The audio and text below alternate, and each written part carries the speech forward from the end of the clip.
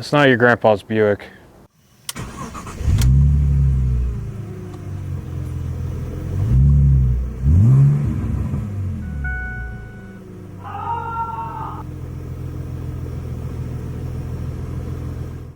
In the last episode with my free 2003 Buick Park Avenue Ultra, 2003, we went to Mexico and did some road tuning with it. And well, we messed up setting up HP tuners, or HP tuners lost its config, and we hit some pretty severe pre-detonation. We scoped the cylinders afterwards and didn't find any damage, but the plugs look like Chia Pets, so they gotta go. So I had to special order these. NGK B8EFS. These are a colder plug than what's in there, and what that means is the plug is a lot more efficient at cooling back down after it fires, sort of sinking the heat away into the surrounding metal. I think that has to do with something about the ceramic. I really don't know. It's all kind of a mystery to me, but from what I gather, the issue is that the plug is where the fire is originating from, and it will get hotter than the rest of the cylinder to the point that a fire will originate from the spark plug without it even firing, because they get so hot, and that makes you more prone to pre-ignition. Pre-ignition. I need to remember to say pre-ignition instead of pre-detonation. It's detonation or pre-ignition, but pre-detonation is not a thing. So I've got these 6 plugs to swap out, and then we also have a bit of an issue with the belt resolve. I'm sure this was super hard to see in the other video because it was at night, but if you look right down there, no, that's the water pump. There's the crank pulley. Focus. And you can see the belt is trying its darndest to work its way right off that crank pulley. So I think a tighter belt is in order. Zeph kind of said that this is just way too loose. It was probably flapping around and resonating and causing all sorts of issues. So I'm gonna go try and find like a slightly shorter belt at the O'Reilly zone. But first, we gotta get the battery out. So it's all the fun that you know and love.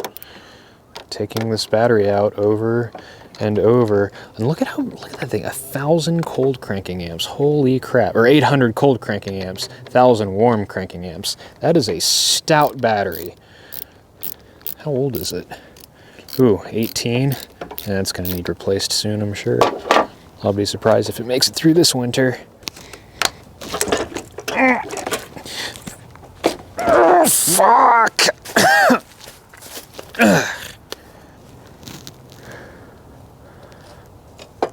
Oh yeah, that's super loose. That's definitely on the larger side of what I would want. Take that to the auto parts store and say, give me this, but smaller.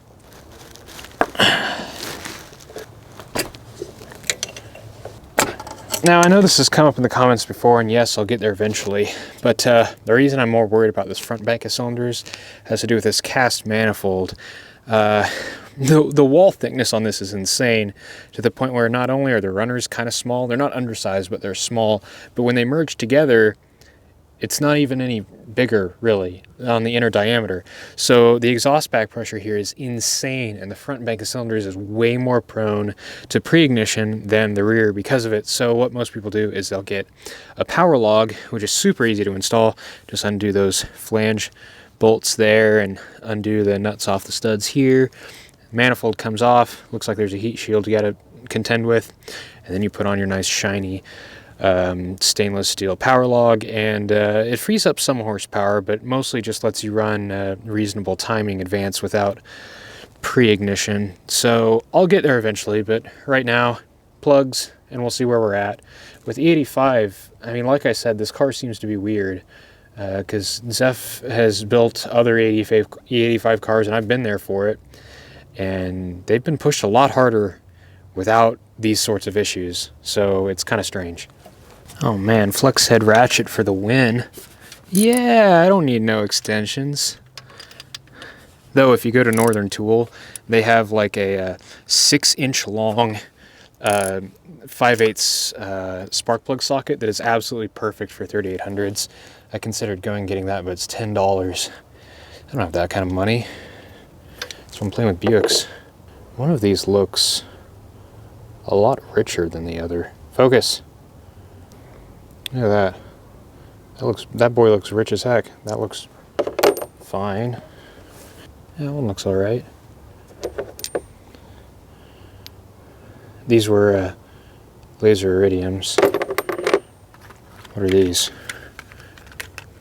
Just normal copper boys? Yeah, huh. It's just what I was told to put in here, but yeah, it looks like those are just normal copper boys. I don't know what I'm doing, I'm just doing what I was told to. I am definitely going to keep these nice laser iridiums around though. Still a nice plug. Very few miles on them. Like probably less than 2,000. These are tapered seat, which means you don't do the turn and a half thing. Just get them cinched decent. Alright. That's the fronts. I'm not looking forward to the rears at all. Absolute bastard of wiring harness. Ow. I need to stretch.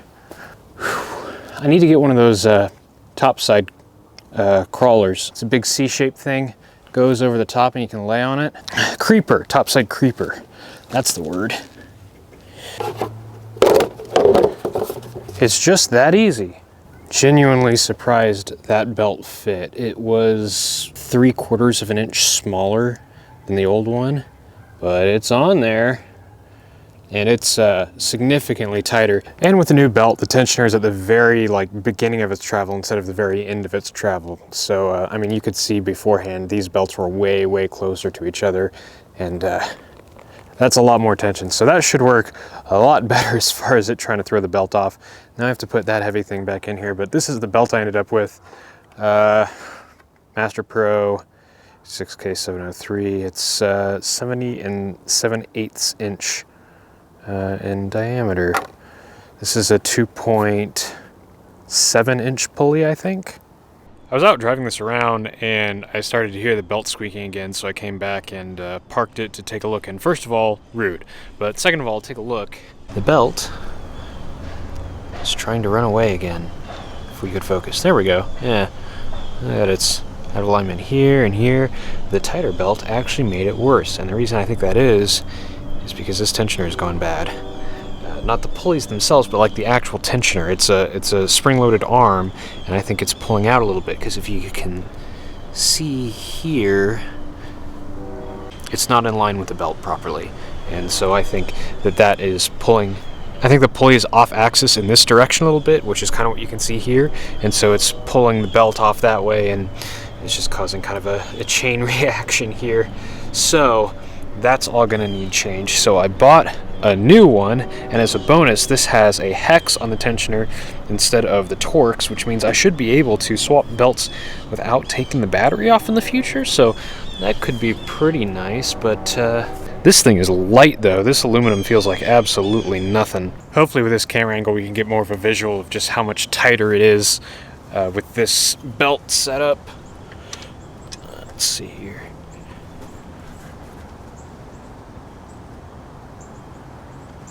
Okay, so 215s and what the heck? Flex head ratchets are just the best.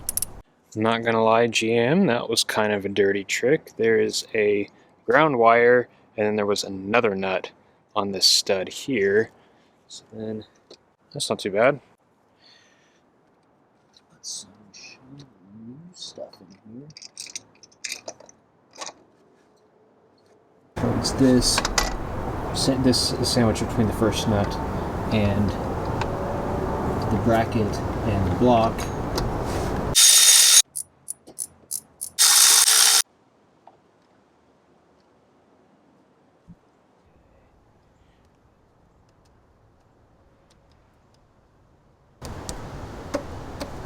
Plays a nice B flat or something.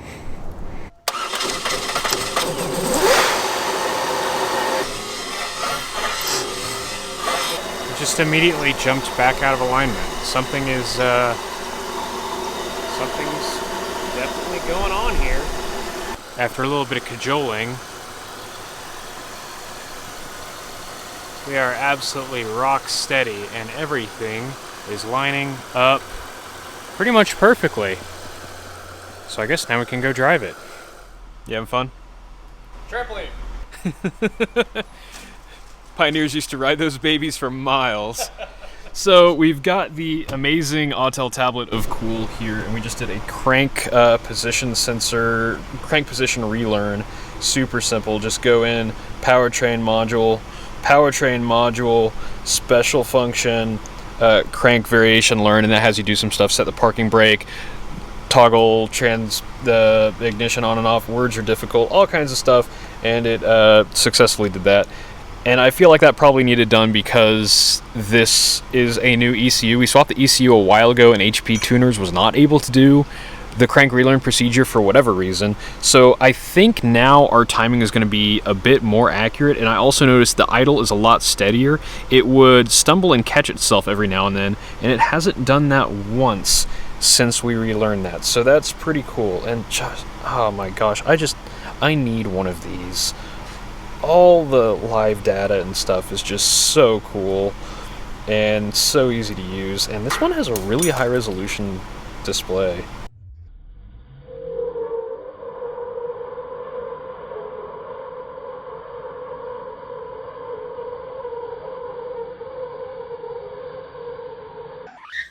You think you blew up the old Buick? I don't know.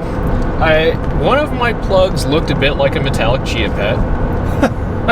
In the front bank there. Oh, okay. What is our actual timing advance here? Okay, that's Jake's got useless. all the data here. Oh yeah.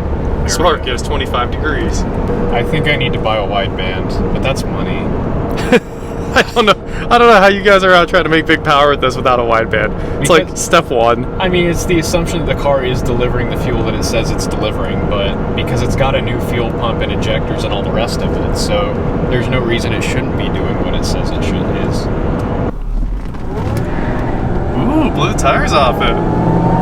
10 degrees of knock. Oh, did it just give up? No, that was me, because I'm not gonna... That's wrong. Something's wrong. It felt fine. Yeah, it felt fine. There's got to be some sort of harmonic that the freaking... I bet you're right. knock sensor is picking up. Well, your 0 to 30 was 3.3 seconds. Okay, cool. I just realized I was looking at the actual time. I was looking at the actual timing and not the KR. Okay. I was like, man, 9 degrees, and then that was actual timing before top dead center. Reset? Yeah. Ready? Go. Ready? None. I just went what? That's not bad. No, that's what it should look like. Yeah. Quarter mile. 15:05. I didn't even go full throttle until we were like 40, so... Well, your half mile, that was 30 seconds. Not bad, not bad. Okay, so 0 to 60 was 7, which is honestly pretty quick, man. Yeah, considering that I was not trying. Yep, 0 to 30 went down to 3.2, and your quarter mile is 15:05. So that's a 14 if you floor it. Yeah. Easy 14. And 9-second eighth mile. It's respectable for this car. Respectable. Let's try 0 to 60 again, now that I know the engine's not trying to kill itself.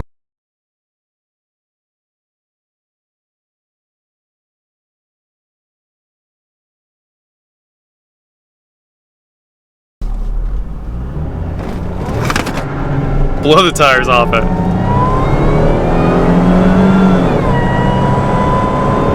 Yeah, 6.5, as we expected. What a quick 0 to 60. Yeah, that's not terrible. Eighth mile went down to 9.6, which is real good. Tires would help a lot. I like how you completely let out, stopped after the 60, and the quarter mile was still 16 seconds. Like, it's got a good quarter. It might run a 13. I do wonder what this is making for horsepower. I wish we had a decent dyno around here. Yep. Well, that was amusing. Yep. It definitely seems happier after the case relearn, so that's cool. Good deal. Yep. Thanks for watching.